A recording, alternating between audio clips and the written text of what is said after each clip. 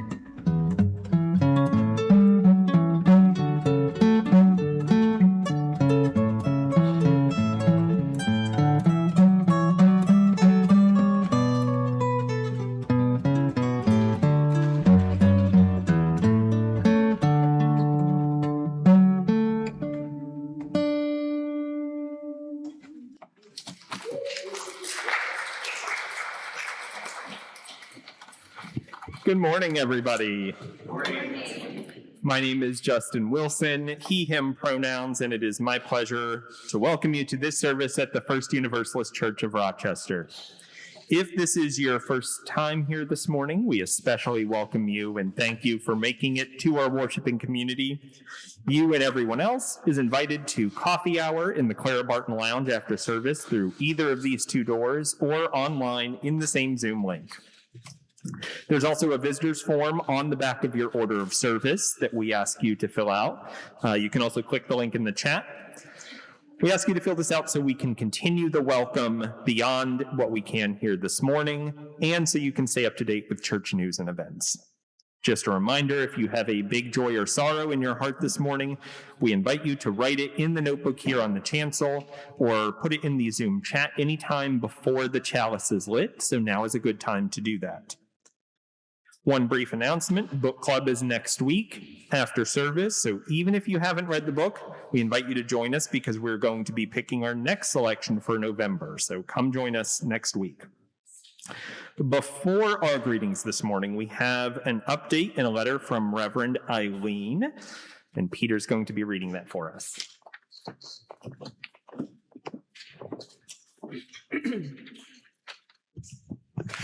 From Reverend Eileen. Dear ones, I'm writing to give you an update on the damage to our church's windows 2 weeks ago. We have learned, thankfully, that this vandalism was not a hate crime aimed at us for our justice signs or a targeted attack of any kind. We now know that the perpetrator was a neighbor in a mental health crisis. They have been instructed to stay away from the church property, and they will likely face serious criminal charges. Like many of you, I'm sure I feel a sense of both pity and betrayal that this damage was done by a neighbor. And I feel some relief to know that it's unlikely that we could have prevented it, and that it's unlikely to happen again. I am sad and frustrated with the state of our world, that mental health resources are so inaccessible that a person's crisis can boil over so violently. And often the only avenue for care is through the incarceration system that is anything but caring. And even knowing all that we know, I still feel a lingering twinge of fear in the aftermath of an unexpected violent action. If you do too, that's so very normal. It is normal and okay that our feelings are still complicated and mixed. And that's sometimes a dangerous place to be. Not for our building or our bodies necessarily. I want us to be careful with our souls here, friends. Fear has a sneaky way of leading us far from our values of love and universalism. Fear can convince a person to turn inward, to become insular and defensive. And you are a congregation whose outward love and joy I have been so proud of. My hope and prayer is that we can make room for everything within, the fear and the anger, the sorrow and the confusion, without letting go of the values that make us who we are. May we hold tightly to the bedrock of a world that is good and a love that leaves no one out. I'll be with you again soon. So much love, Reverend Eileen.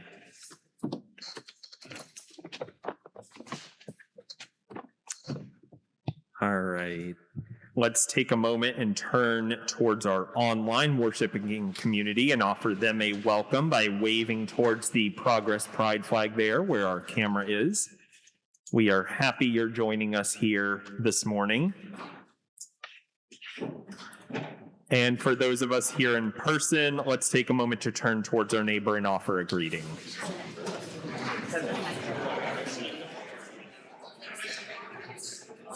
All right, everyone, please rise in body or spirit for our opening hymn, number 347, Gather the Spirit, in your gray hymnal and words on the screens.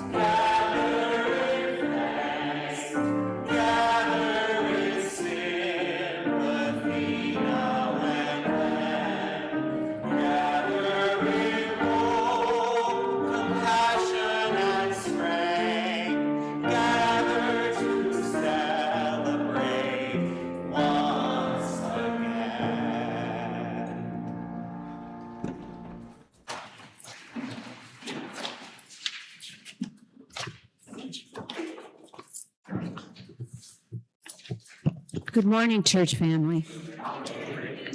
I'm Kitty Forbush, she, her, and I'm your worship associate for this morning here at First Universalist, where love is the answer. Some of you have seen the front of my kitchen refrigerator. It truly is a work of art. It is completely plastered with photographs, stickers, and many magnets with inspirational sayings. For example, one says, "If you think you are too small to make a difference, try sleeping with a mosquito in the room." And that's a quote from the Dalai Lama. Another simply states, "To save time, let's just assume I'm never wrong." I must say, there are a few that I can't really share here at church. But I digress. Two of my favorites are a bumper sticker in bright green that says, "Perfect sucks." And the other is "Let go or be dragged." It has taken me a long time to get to the place in my life where these two sayings are foundational. I've spent an incredible amount of time in my life trying to make things perfect, which I now know is a control issue and really caused me so much stress and worry. What I strive for now is to do my best, with a great deal of gratitude that I can still do my best, however that manifests. What a relief. Letting go or be dragged. Such simple wisdom that leads me to my personal mantra, the Serenity Prayer, one of the mainstays of Alcoholics Anonymous, which I've shared with you often, as I am a card-carrying member of AA for 19 years. This prayer is always worth hearing. Grant me the serenity to accept the things I cannot change, courage to change the things I can, and wisdom to know the difference. This time in my life, I've recently titled my age of wisdom, acceptance, and joy. I just do not want to waste precious time clutching, grasping, and worrying. There's too much to do and too much to look forward to. So come, let's all of us let go, be perfectly imperfect, and worship together. Would Ann Riotti please come forward to light our chalice? As Ann lights our chalice at First Universalist, and you light a chalice in your own homes, please join me in our chalice lighting words spoken in unison. May we be a people of welcome, here to grow heart and mind and spirit, and may we reach out to serve our community. Now please rise in body or in spirit for our affirmation of faith. Love is the doctrine of this church. The quest for truth is its sacrament, and service is its prayer. To dwell together in peace, to serve knowledge and freedom, to serve humanity in fellowship, to the end that all souls shall grow into harmony with the source and meaning of life. Thus do we covenant with each other and with all. You can be seated. I invite you now into the spiritual practice of generosity. The good work of this church is funded by the gifts you give. Part of that good work is the ministry of the House Committee. This group, alongside our custodian, Albert, is responsible for the care and maintenance of our 119-year-old building and its grounds, especially since we had the vandalism a couple of weeks ago, how the House Committee and many people stepped up to help clear up what happened to our church. Would any members of the House Committee present raise your hands here or online? Yeah. We are so grateful for your contributions to the life of this church and the needs of the world. Let us give with grateful hearts this morning. Please place your offering in the offering basket or give online by scanning the QR code on the laminated sheet in your pew. This is also a great time to place visitors' forms in the offering basket. For folks online, please click the link in the chat to give to First Universalist Church. Thank you for your generosity. This morning's offering will now be gratefully received.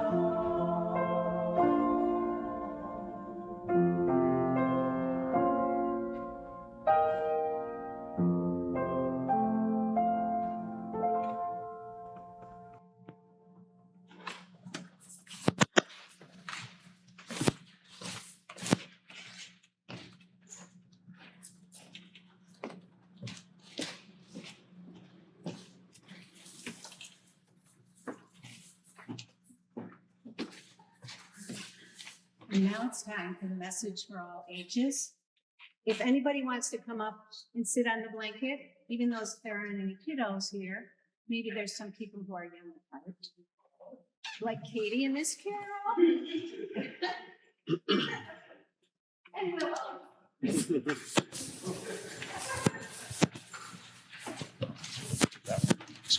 it on? Yes. Oh, it's muted. Oh, wait.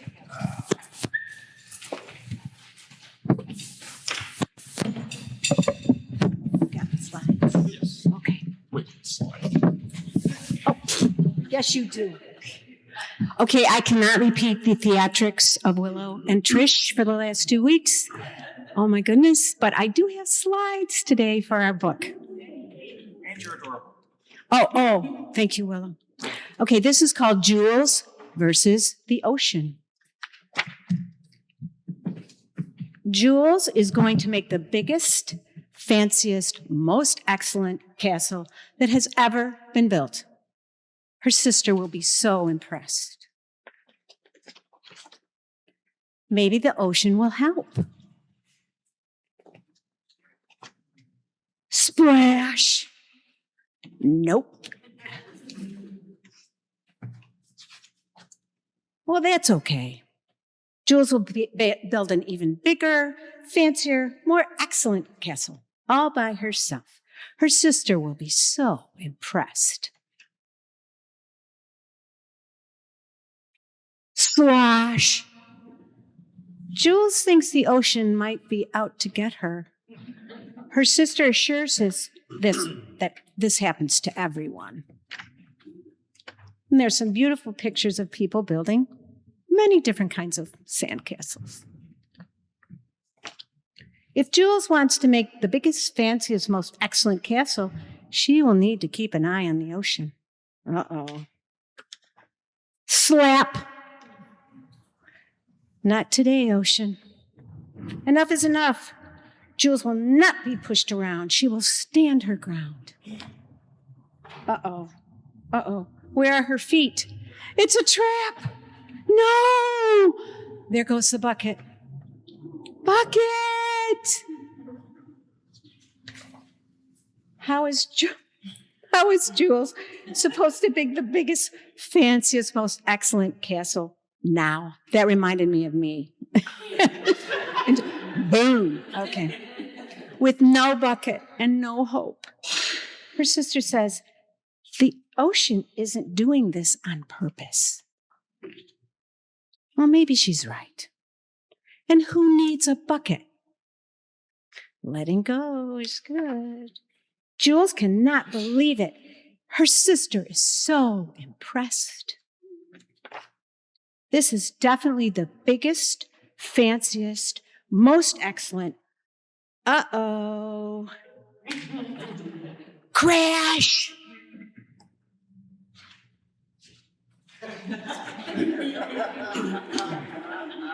That was most excellent, they decided. They tell their mom all about the castle and how the ocean wanted to smash it.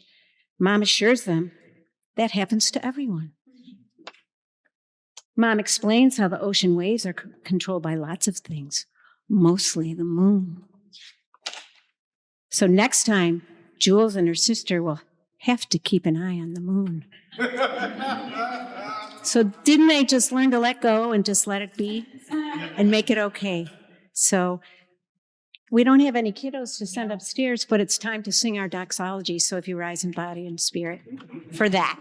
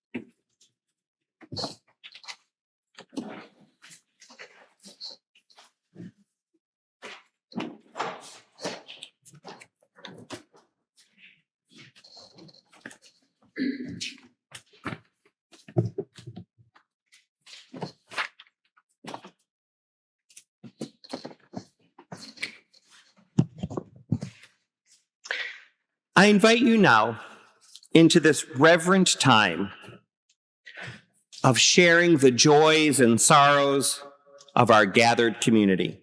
If you would like to, you can place your hand over your heart to be able to listen from this heart-centered place. We know so very much is going on in our world today, and if you have sorrows and joys on behalf of our national and global community, you are truly encouraged to do so today and into the future. As Kitty Forbush places stones in a bowl, I will read aloud the joys and sorrows of our gathered community.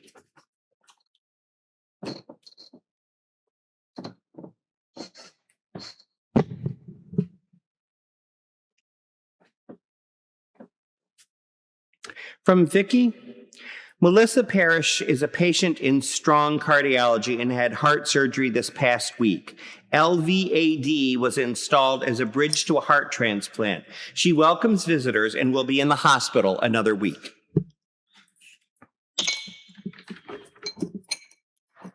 A sorrow from Dwight Montague. The south side of Hawaii Island has been clobbered by Hurricane Lala. The deaths have been few, but the damage is severe. From Nancy Gady, happy to have spent time with Lisa and Charlie in the Thousand Islands. Lois and Greg Baum have a joy. The rain will hold off for today. Is it Veg Fest or Veeg Fest? Veg Fest in Parcel 5. Come on over.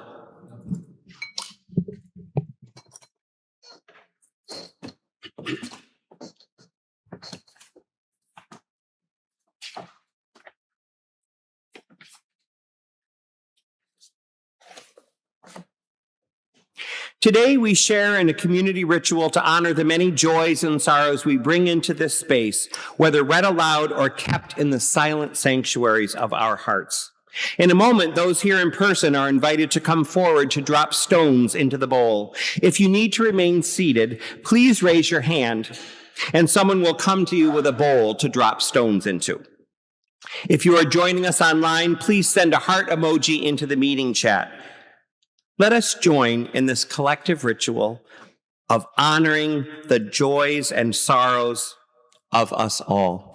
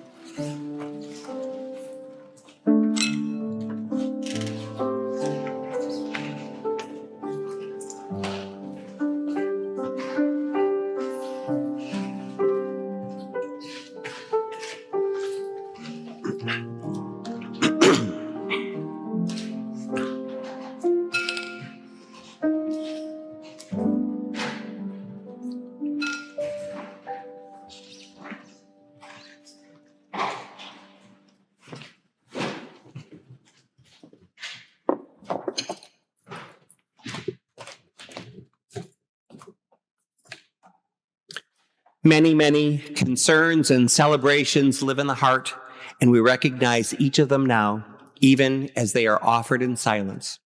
Now the circle of our care is drawn larger. May it increase forevermore.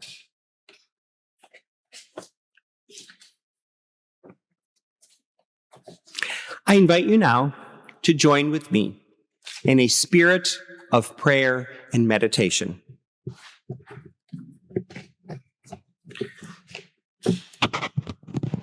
So much undone, so much to do, so much to heal in us and the world, so much to acquire: a meal, a healthy body, a fit one, a lover, a job, a better job, proof we have and are enough just around the corner now.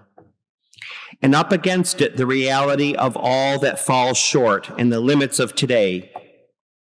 We honor the limits. If your body won't do what it used to, for right now, let it be enough. If your mind won't stop racing or can't think of the word, let it be enough. If you are here utterly alone and in despair, be all that here and be with us. If today you cannot sing because your throat hurts or you don't have the heart for music, be silent. When the offering went around, if you didn't have money, give your heart and let that pass. The world won't stop spinning on her axis if you don't rise to all occasions today. Love won't cease to flow in your direction. Your heart won't stop beating. All hope won't be lost. You are part of the plan for this world's salvation. Of that, I have no doubt. The world needs oceans of people striving to be good, to carry us to the shores of hope and wash fear from beachheads and cleanse all wounds so that they can heal. But oceans are big, and I'm sure there are parts that don't feel up to the task of the whole some days. Rest if you must, like the swimmer lying on her back who floats, or the hawk carried on cushions of air. Rest in pews made to hold weary lives in space carved out for the doing of nothing much but being. Perhaps then you will feel in your bones, in your weary heart, the aching, healing sense that this is enough. Even this, that we are enough, that you are enough.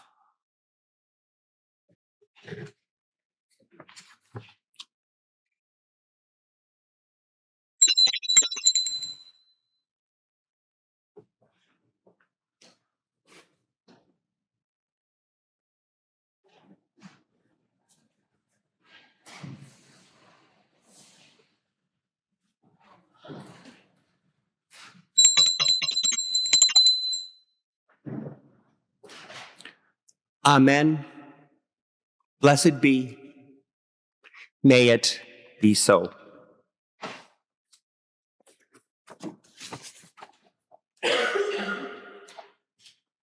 And now, I invite you, just as you are, to join with us in the hymn of contemplation, number 123, Spirit of Life.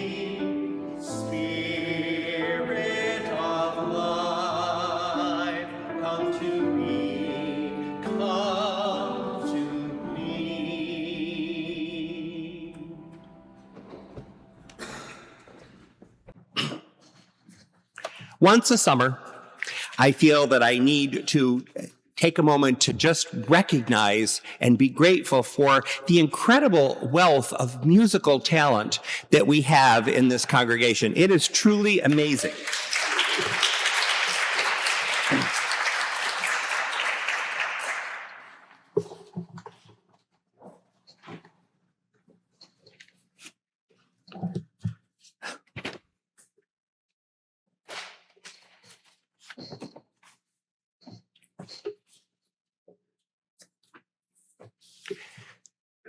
So enough years have passed that I can't remember details like I used to. I'm sure some of us can relate. So I can't remember this young man's name, but I clearly remember his first name because it was the same as mine, Peter.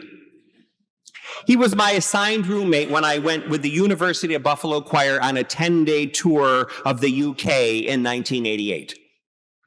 I was fairly new to the group and I hadn't formed any close friendships yet, so he and I were simply assigned to room together.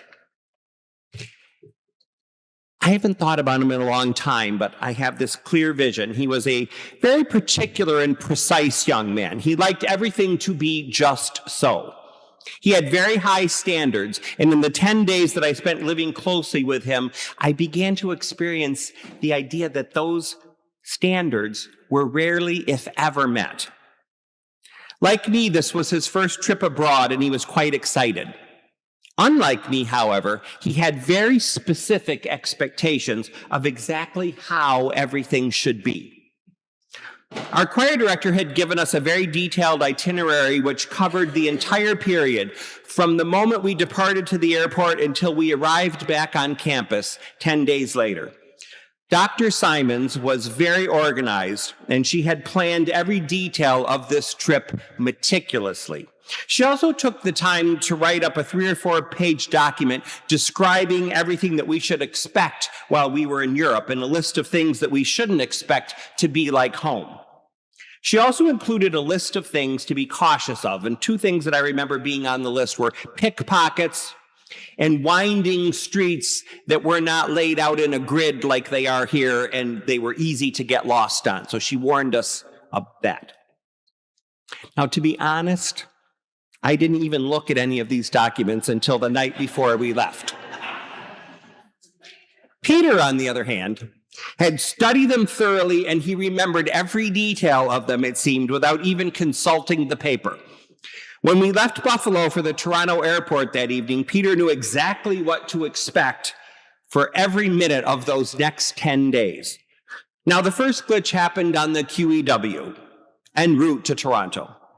There was some kind of unanticipated construction that required us to make a slight detour, and anyone who's ever been through that very heavily trafficked area knows that even a minor little delay costs a lot of time.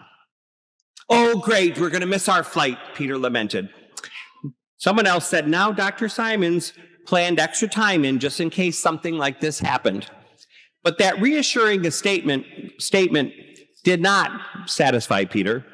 "That's not the point," he said. "If we have to board at the last minute, we might not get our assigned seats. I chose my seat very carefully so that I would be by the window in front of the wing. If we have to board at the last minute, they might give our seats away." Well, thankfully, we arrived in time to get our assigned seats, and the plane took off on time. So I thought to myself, perhaps there will be no more glitches, and Peter will have a good time. But anyone who's ever been on a group tour like this knows that things will never, ever go according to plan. And a lot of the fun is actually found in the unexpected things that occur. Think about some of your memories of trips. They're often the things that went wrong that you now vividly remember the most. Before our tour began, we were to spend some time in the London area, and that included a visit to Windsor Castle. However, when we got to Windsor Castle, there were some unexpected renovations going on, and we couldn't access all of the areas that the tourists often get to. Now, Peter was quite upset about this. To make up for this glitch, however, the tour company had arranged for us to go to a typical English tea at a small hotel nearby. Now, this was an unexpected treat as far as I was concerned. I had no expectations of what I would see at Windsor Castle anyway, because I hadn't heard of Windsor Castle until we got there. So, I knew it had something to do with the Queen, but that was really about it. So I enjoyed this little departure from our itinerary. And while most of us were enjoying the ambiance of this charming little hotel, the little cakes, the little finger sandwiches, and the lovely china cups that we were drinking out of, Peter continued to lament what we had missed at Windsor Castle. He was particularly disappointed that we hadn't gotten to see St. George's Chapel.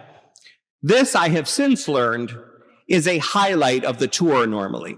But because I hadn't bothered to really read the itinerary ahead of time, let alone research the places that were listed on it, I didn't really know what I was missing. I was just having a fun afternoon in a new place, and I was enjoying the tea. On our way to Wales the next day, we were supposed to make a little detour and stop to see Stonehenge. But because of a miscalculation in the schedule, we had to forgo this side trip if we wanted to be at our performance on time. Now, I will admit that I was a little disappointed about this one. Unlike St. George's Chapel, I did actually know what Stonehenge was. And I was curious to see it. But I had never been to Cardiff, Wales either, which was our destination that day, and I was enjoying the scenery along the way. No matter what we did during those 10 days, it was a novelty to me, all of it was. I had never traveled outside of the U.S. before. Peter was fit to be tied, however. First St. George's Chapel and now Stonehenge. I might as well have stayed in Buffalo, he said to me. When we got to Cardiff, Wales, Peter and I stayed in the home of a single mom with a teenage son, and instead of preparing a homemade meal like Peter was expecting, our host took us to an Indian restaurant instead. Prior to this, I was unaware of just how many native Indians live in the UK and how many interesting ethnic restaurants they have. Our host had also invited a few friends to join us, and I really had a good time talking with them. Peter was very quiet during the meal, but when we were getting ready for bed in the guest room that we shared, he didn't hold back. The least she could have done was prepare a meal like the itinerary said she would, he said. I was looking forward to my first meal in a British home. He hissed it kind of quietly so that she wouldn't hear us through the door, though. This is turning out to be some trip, he said again. Now, I could give many, many more examples, but the whole trip kind of went this way. Every time we deviated from the plan or something did not meet Peter's expectations, he was angry, dejected, and disappointed. His frustration really came to a head in Scotland, our last stop on the tour. Peter was most looking forward to Scotland of any place that we went on the whole trip. He had read a lot about it, and he had Scottish ancestors. So he had his mind set on the idea that people in Scotland had haggis for breakfast. Now, if you're not familiar with haggis, it is a type of pudding made from a combination of sheep organs, I think liver, heart, and brain. I remember definitely brain. And then it's mixed with oatmeal and suet and onions. As soon as we arrived at our home, and were with our Scottish host family, Peter began talking eagerly about having haggis for breakfast. We never eat it, our host's mother told us. It's disgusting.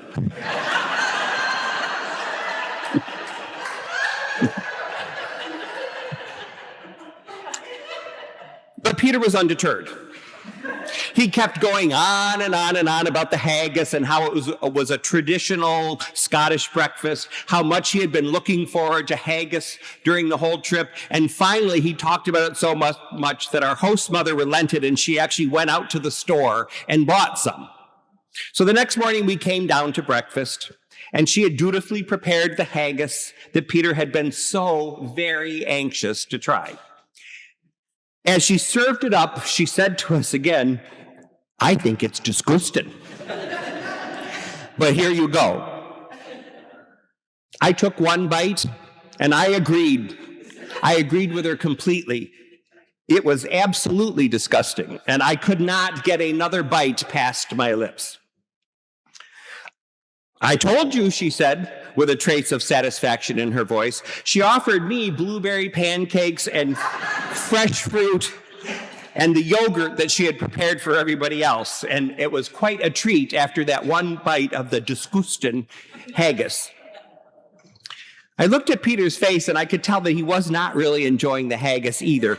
But he had basically demanded it. And so I think he felt some sense of obligation to eat it. When asked what he thought about it later, he complained that it was not sitting well in his stomach. And he did briefly speculate that perhaps the problem was that it had not been properly prepared. But he did concede that he had not enjoyed it. That night, as we climbed into the twin beds in the guest room, Peter confessed that his stomach was still off. I decided to gently take this opportunity to point out to him that the entire time we had been on the trip, he was so fixed on how things should be that he was missing what actually was happening. Yes, a lot of little things had gone wrong. They always do on a trip like that, right? And not every part of the trip was living up completely to our expectations. But overall, it had been an enjoyable trip, and we had had some unexpected treats that we would not have had if things hadn't gone wrong. I barely finished my little mini sermon when Peter dismissed it completely out of hand. "That might work for you," he said, "and I'm glad you're having a good time. But I have higher standards than that, and I don't accept anything other than that. Now, if you don't mind, I'm turning out the light. Good night." And with that, he shut off the light and went to sleep. I stayed awake for quite a while, though, musing on the difference between our approaches to the trip. I had gone on this trip with essentially no expectations at all other than seeing the UK, and because of that, I was having a really enjoyable trip. Peter had embarked on the trip, however, with a very specific set of expectations.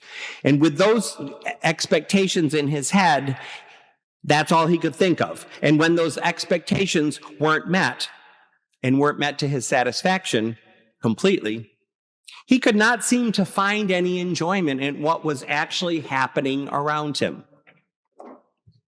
The following summer, I began to do some initial exploration of the Buddhist path, and I read a number of books on mindfulness, meditation, and Buddhist philosophy. I was having one of those luxurious summer nights one night where I didn't have to get up in the morning, and I was so engrossed in my book that I just stayed up half the night reading it. I believe it was a book by Thich Nhat Hanh.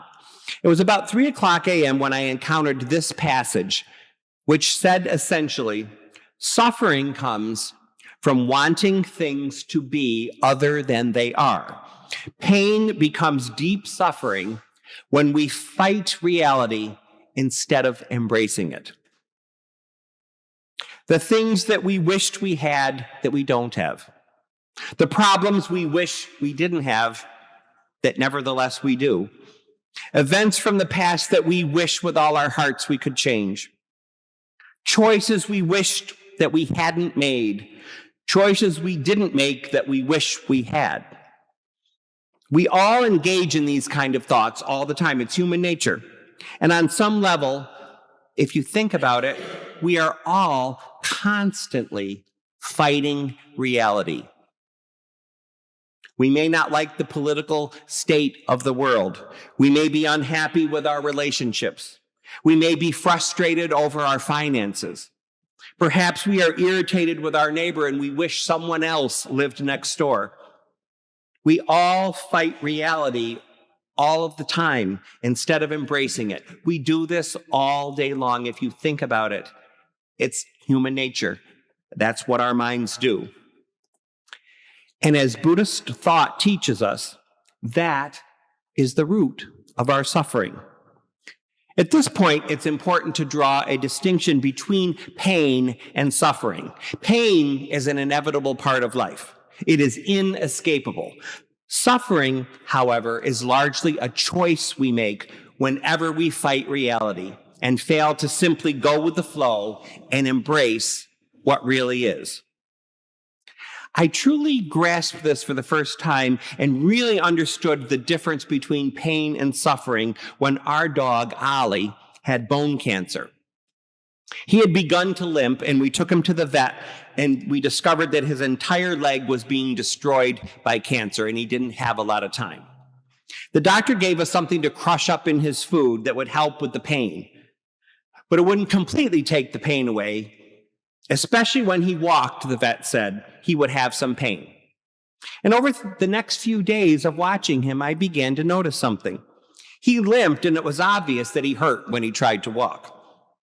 But other than that, he was exactly the same. He still found joy in our company. He still loved to eat.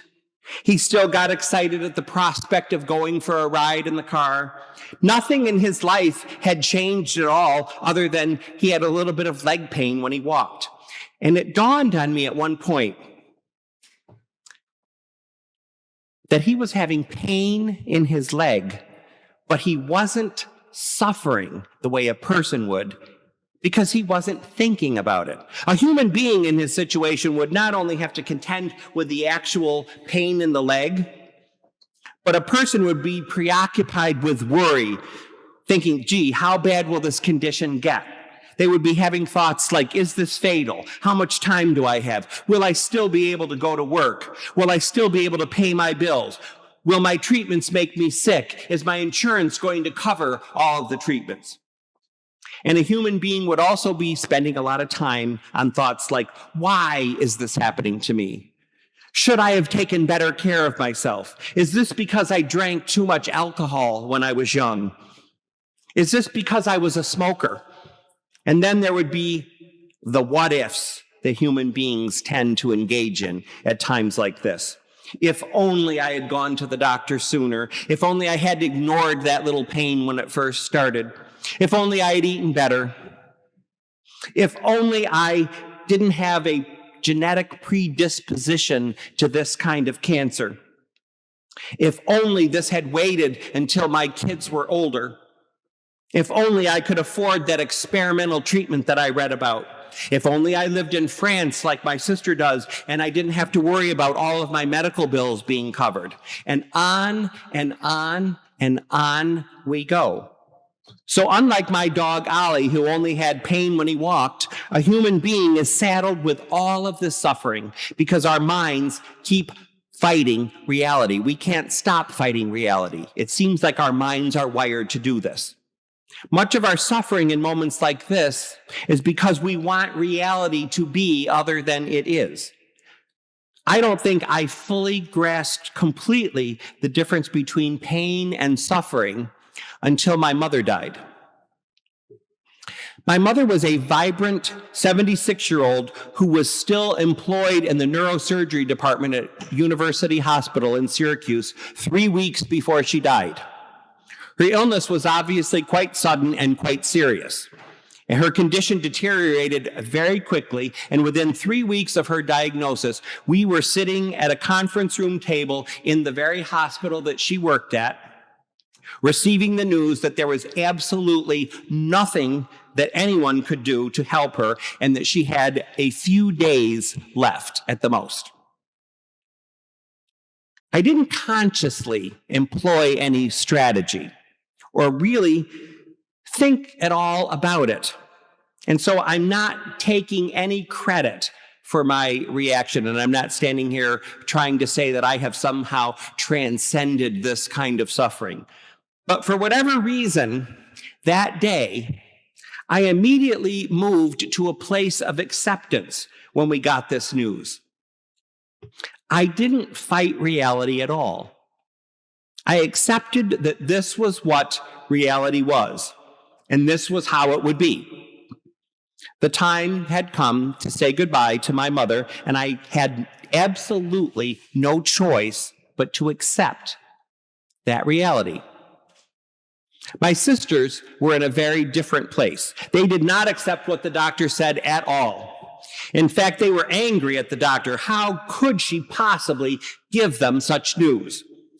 What she was saying could not possibly be right. She must have misread some of the test results, misunderstood the diagnosis, or overlooked some obvious cure. So they began to ask questions. Could we talk to another doctor? Couldn't we at least try some treatments? Could she survive a trip to the Mayo Clinic? Wasn't there something that could be done? Anything? Surely this can't be the end. Surely there must be another way for this story to end. And then they began to engage in the what if. So if only she'd gone to the doctor sooner and this condition had been caught sooner. If only they had made her go to the doctor sooner. If only she hadn't smoked all of those years ago. Maybe she wouldn't have the condition that she has now. And as the hours passed after this meeting with the doctor, the difference in our attitudes began to cause a rift between us.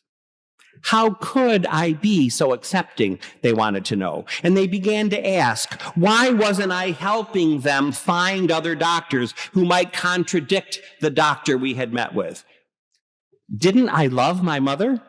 If so, how could I accept that she was dying?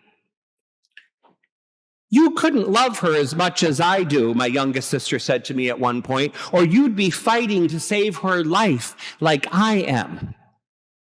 Now, my first response to this naturally was to be angry.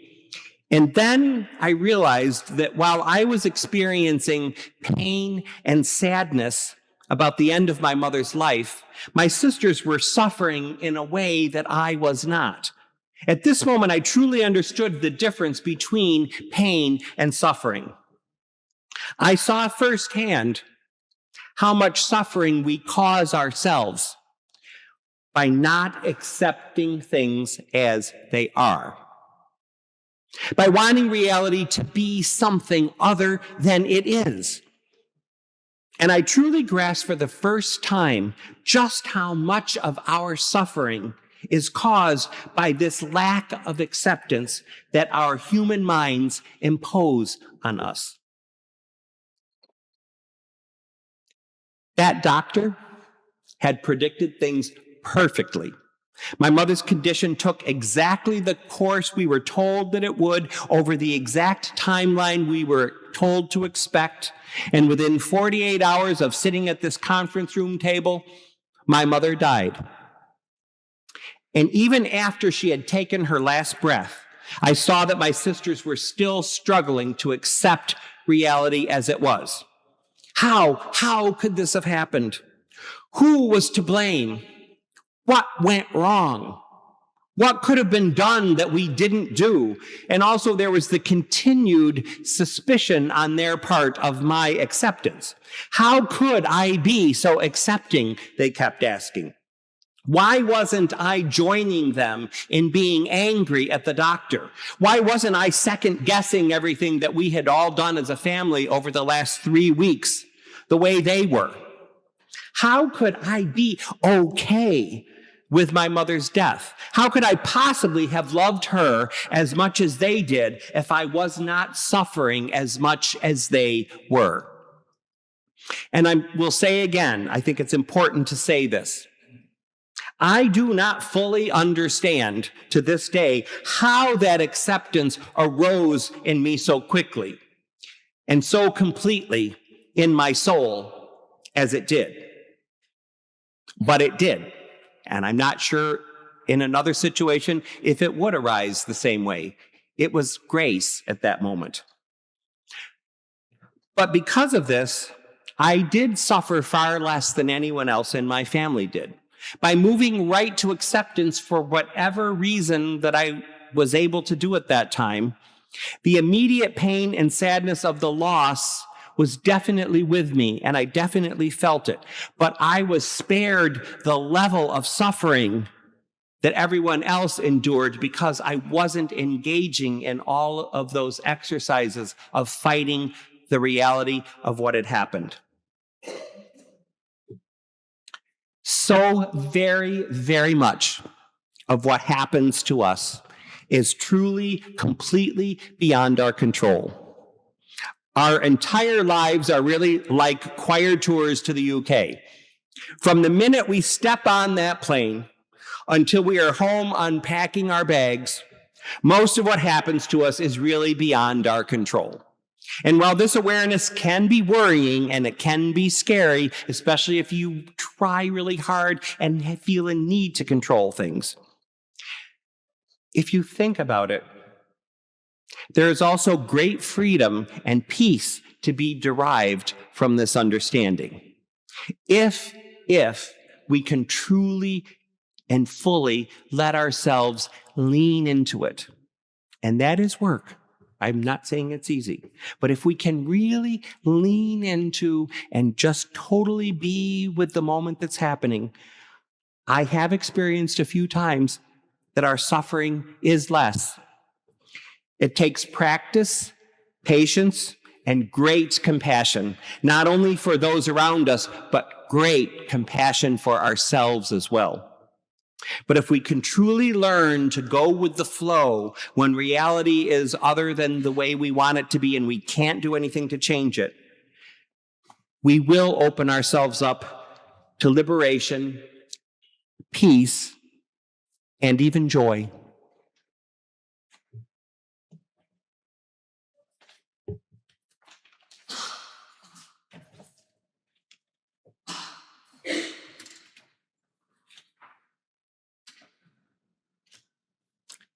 And let's join together now in singing hymn number 17, Every Night and Every Morn.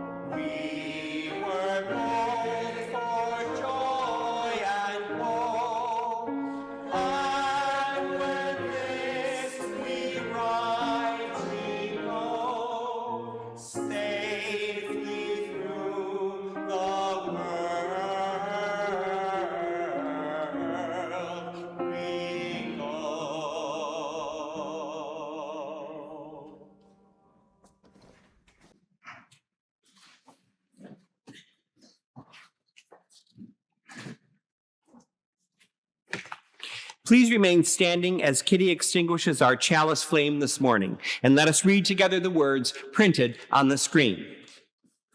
We extinguish this flame, but we keep its light in our hearts with its message of love and justice, taking it outside these worlds to the world we live in until we are together again.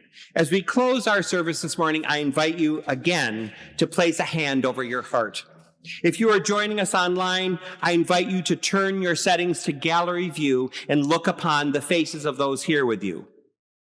For those of us who are here together in this room, let's take a moment to look around at those beautiful human souls who are here with us today.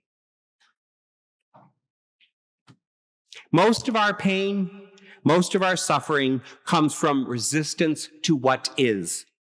Life is. And when we resist what life is, we suffer. When you can say yes to life, surrender to life, and say, okay, what should I be now? That is where strength and peace comes from. Let us say together to that thought, amen. Everyone is invited to join us for the coffee hour immediately after the service in the Clara Barton Lounge or online in the current Zoom meeting. We hope to see everyone there. So I wanted to close this with a song by Antonio Carlos Jobim called "The Waters of March." It's about bossa nova. It's about the summer in Brazil. So I, like with the words, I always think of it as like a kind of meditation on all the things that you see and hear about life. No, March is their summer, apparently. Is the mic on? Is this?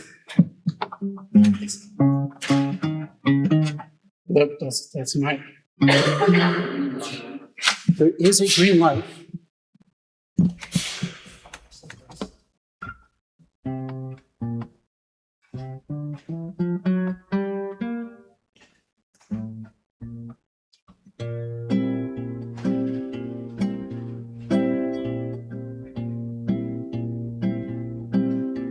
A stick, a stone, it's the end of the road. It's the rest of the stump, it's a little road. It's a sliver of glass, it is light, it's the sun. It is night, it is day, it's a trap, it's a gun. The open it blooms, the house in the brush, the knot in the wood, the song of the thrush, the wind of the wind, the gloom of fun. It is a scratch along, it is nothing at all. It's a wind blowing free, it's the end of the snow. It's a beam, it's the wood, it's a hunch, it's a hook. And the river big talks of the waters of March. It's the end of the string, it's the joy in your heart. The foot, the ground, the flesh and the bone. It's the blade of the wood, a slingshot stone, a fish, a flash, a silvery glow, a fight, a bat, the rage of a bow, the battle well, the end of the line, the swing in the face, it's a loss, it's a bind, a spear, a spike, a bolt, a nail, a spear, a drop, the end of the tale, a trouble of bricks in the dark, soft morning light, a shot of a gun in the dead of the night, a mar, a must, a thrust, a lump. It's a girl, it's a rhyme, it's the cold, it's the mouse, the plan of the house, the cloud in bed, the car that got stuck, it's the mud, it's the mud, a float, a trip, a flight away, a hawk, a quail, the promise of spring, and the riverbank talks of the waters of March. It's the promise of life, it's the joy in your heart.